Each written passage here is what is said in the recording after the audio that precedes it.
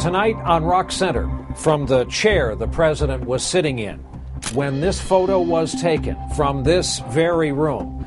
Television cameras are inside the White House Situation Room for the very first time as we look back on the death of Osama bin Laden. We had been preparing for months. We had seen mock-ups of the compound. We had looked at helicopter flight patterns. The president said, "It's a go." And we looked at him. He said, "It's a go."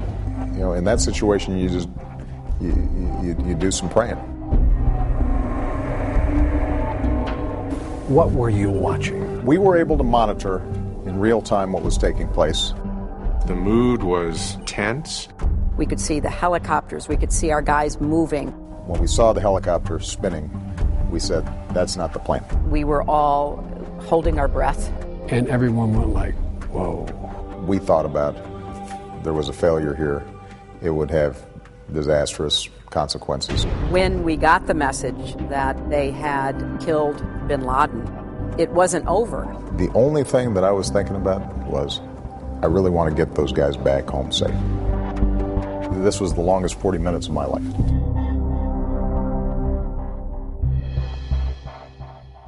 Good evening. We are one floor below ground level here in the West Wing of the White House, and we are about to take television news cameras inside the White House Situation Room for the first time in its history.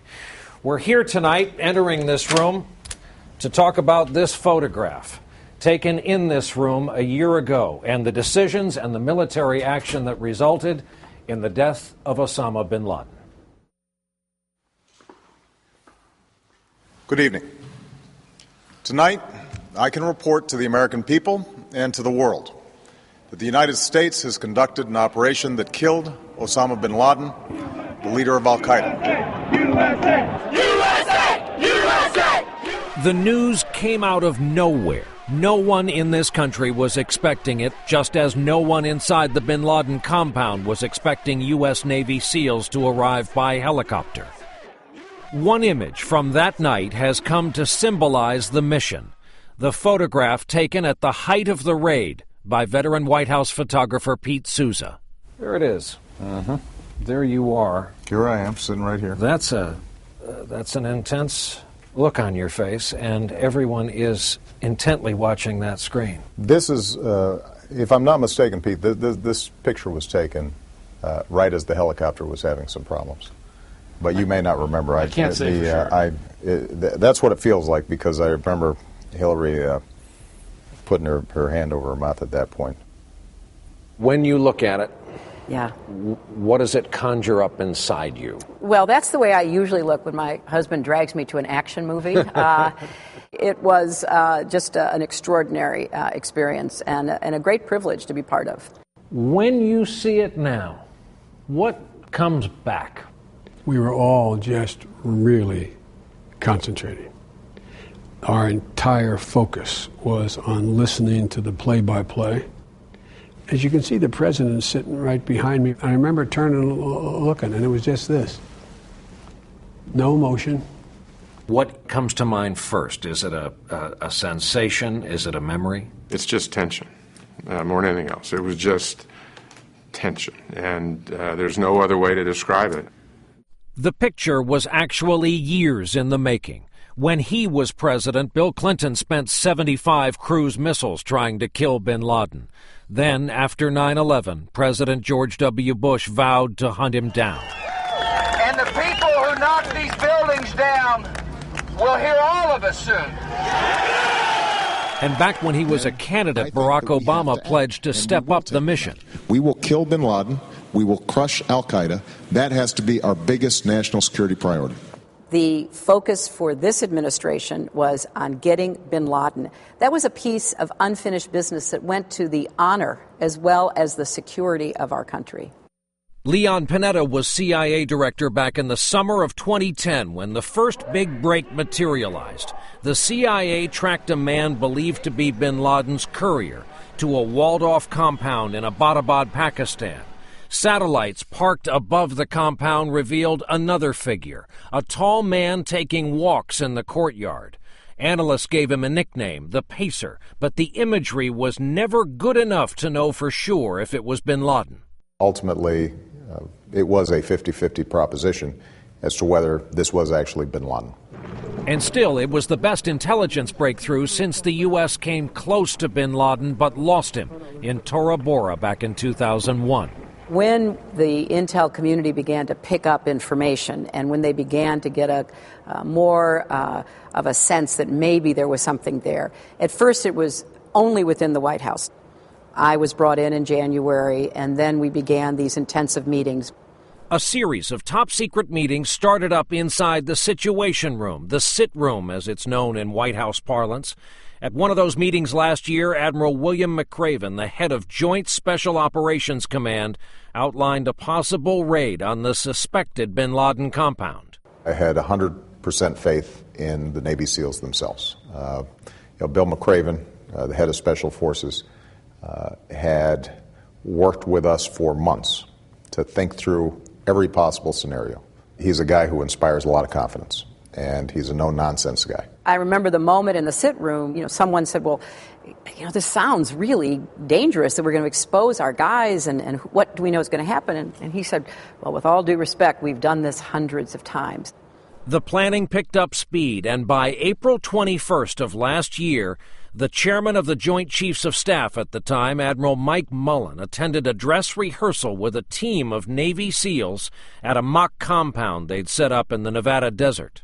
I met that night every single member, the night of the rehearsal, every single member that was on that mission. And I got to look each of them in the eye. They showed me in their execution of rehearsal and also in that steely-eyed glare that they give you that they were ready to go. Did they suspect anything when the chairman of the Joint Chiefs came to watch them practice and drill?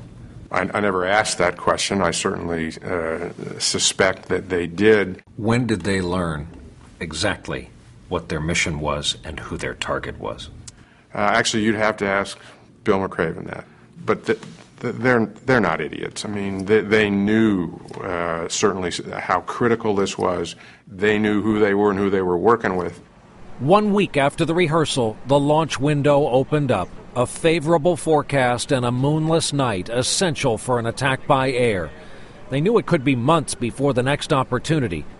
On Thursday, April 28th, the president gathered the small core of planners in the Situation Room to debate the choices one last time. You had a couple options. Do nothing, an air raid with no evidence of after action, no proof of death, or this. You were against this mission as they launched it, correct? Well, as I pointed out early on, there was no consensus. The president got us all down in the Situation Room, and he said, okay, basically roll call. What was your vote? My recommendation was to go forward. And why would you recommend that over others in the group? I felt the risk was manageable. The evidence to me was compelling enough to take the risk. I thought that we could get him in and get him out no matter what happened, whether he was there or not. Secretary of Defense Robert Gates recommended an airstrike with no forces inserted on the ground. CIA Director Panetta supported a raid by special forces. So did Secretary of State Clinton. Vice President Biden wanted to wait on further proof that bin Laden was indeed there. How contentious did it get among members of your team? There was not consensus. It was never contentious because I think everybody understood both the pros and the cons of action. There were doubts that were voiced inside the Situation Room, but they weren't doubts that were going through my own head.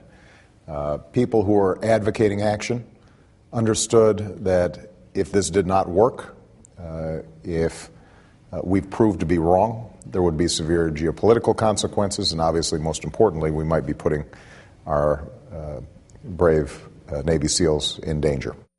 At the meeting, the president did not indicate which way he was leaning. As we're walking out, and we walked up together as we walked out of the room, he said, it's time to make a decision. I know it sounds trite. The president's all alone. All alone. The president said he'd have an answer for the team in the morning. He walked back to the residence portion of the White House, had dinner with his family, and then went to his study after they went to bed. How does one spend that night knowing that decision is due in the morning? Well, there is no doubt that you don't sleep as much that evening as you do on a normal night. I stayed up late and I woke up early.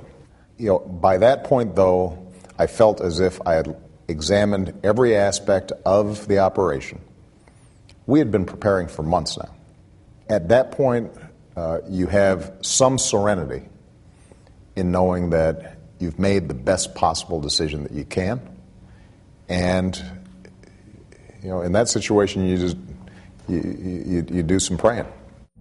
In a moment, the president reaches a decision and then is forced to give the appearance of business as usual. The correspondence dinner was a different story. That was a little bit of acting going on there because my mind was elsewhere.